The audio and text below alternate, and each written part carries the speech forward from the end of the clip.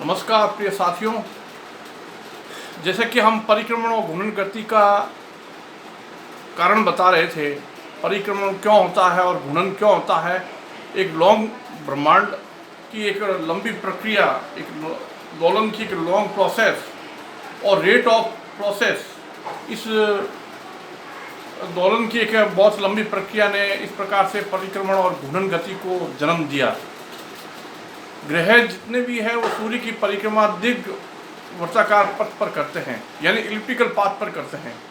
और चंद्रमा भी क्या है कि अपने ग्रह की परिक्रमा, यानी हमारा पृथ्वी का एक चंद्रमा या बृहस्पति के चंद्रमा या शनि, यूरेनस, नेपच्यून के चंद्रमा, उनकी परिक्रमा दीर्घ वर्ताकार पथ पर करते हैं, यानी इलिप्टिकल पाथ पर करते हैं। ऐसा बहुत पहले से खोजा जा चुका है। लेकिन प्रश्न ये है कि इलिप्टिकल पाथ क्या है और लंबे समय में इसमें जो परिवर्तन होता है वो किस रूप में होता है और क्यों होता है। तो इलिप्टिकल पाथ जो है, इस प्रकार से जो जितने भी ग्रह है वो सूर्य की परिक्रमा या कोई भी तारा है उसके चारों ओर जो ग्रह घूमते हैं वो उसकी परिक्रमा दीर्घ वर्ताकार पथ पर करते हैं।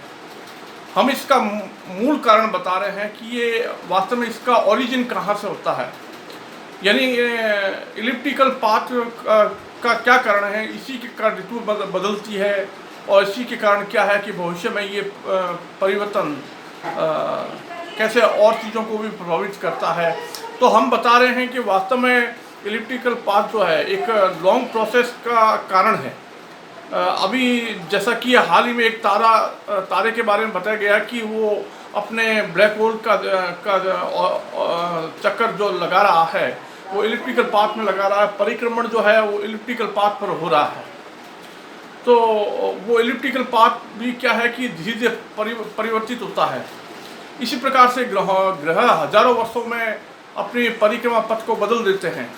तो इलिप्टिकल पाथ का वास्तविक रूप देखने के लिए हम ये बता रहे हैं कि किस प्रकार से एक पेरिजी और एपोजी, यानी कि ग्रह सूर्य के पास में आते हैं फिर दूर जाते हैं, एक दीर्घ वर्ताकार पथ पर वो चलते हैं।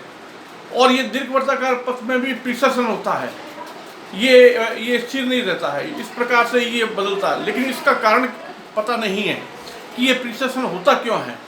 वास्तव में ऐसा होने के पीछे मूल कारण ये है कि ब्रह्मांड जो है वो दोलन करता है, आकाश पिंड जो भी दोलन करते हैं, सूर्य भी दोलन करता है, ब्रह्मांड ट्विस्ट और टाइट होता है। इस प्रकार से इसकी एक रेट जो है ब्लैक होल से तारे में और तारे से फिर दूसरे तारों में, और इस तरह से धीरे धीरे क्या है कि सूर्य में ये धीमा पड़ता जाता है। इस प्रकार से ग्रहों में और धीमा पड़ जाता है।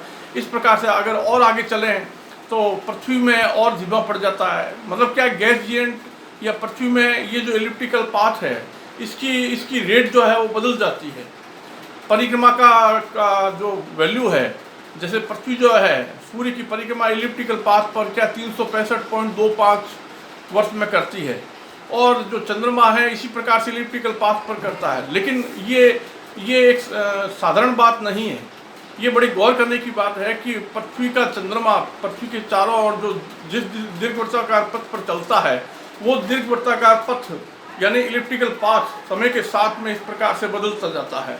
और ये एक प्रकार से क्या है कि प्रिसेशन होता है। और इस प्रकार की ये जो घटना होती है इसके पीछे मूल कारण ये है कि लॉन्ग टाइम ऑसिलेशन यानी ट्विस्टिंग और टाइटनिंग के कारण ब्रह्मांड से ब्लैक होल से तारों में, तारों से सूर्य में, सूर्य से फिर क्या है धीमी गति से अंततः गैस जिएंट प्लैनेट में, और गैस जिएंट से रॉकी प्लैनेट में, और इस प्रकार से धीमी गति से ये इलिप्टिकल पाथ जो है वो एक लंबा रूप ले लेता है।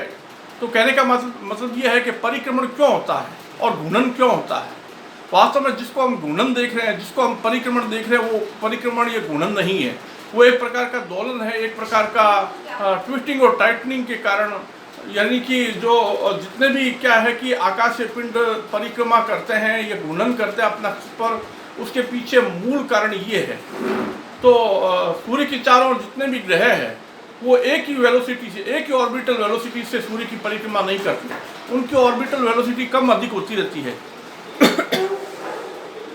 इसी प्रकार से एक्सिस पर जो रोटेशन है वो भी अप डाउन होता रहता है।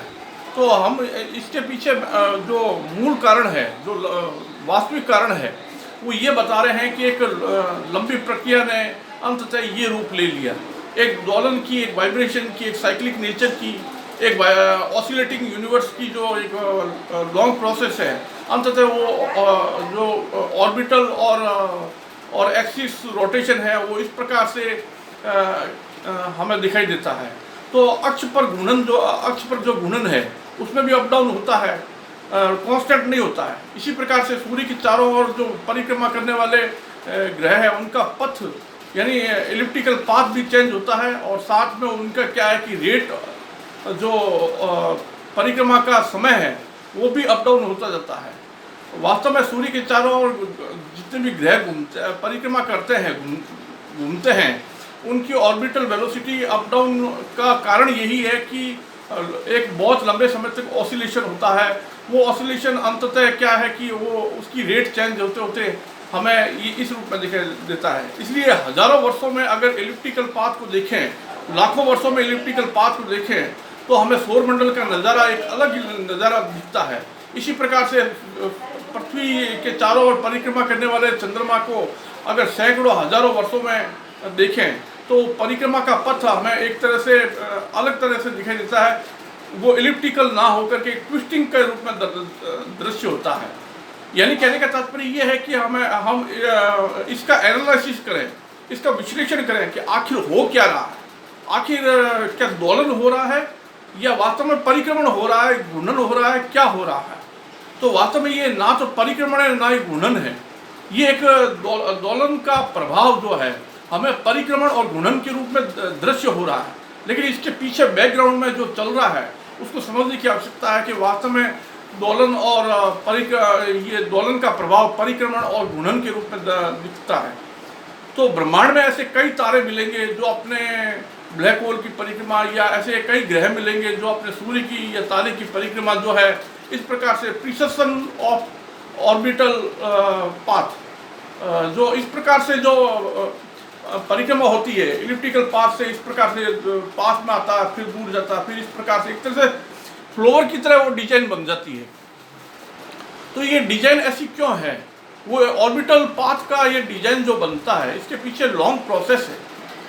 इस प्रोसेस को समझने की आवश्यकता है। अगर हम इस प्रोसेस को समझ गए कि वास्तव में ये लंबी प्रक्रिया जिसका रेट ऑफ ऑसिलेशन चेंज होकर के अंततः हमें इस रूप में दिखाई देता है कि जैसे कि परिक्रमण और घूर्णन हो रहा है, लेकिन हकीकत ये है कि परिक्रमण और घूर्णन के पीछे एक बहुत विराट दोलन का रूप छिपा हुआ है। धन्यवाद मित्रों, और आशा करता हूँ कि आप इस परिक्रमण और घूर्णन गति पर अनुसंधान करेंगे, और मैं जिस कारण को बता रहा हूँ उस कारण पर आप ध्यान केंद्रित करेंगे कि दोलन वास्तव में किस विराट रूप में अंततः पृथ्वी में आकर के वो परिक्रमण और घूर्णन का रूप दिखाई देता है। धन्यवाद।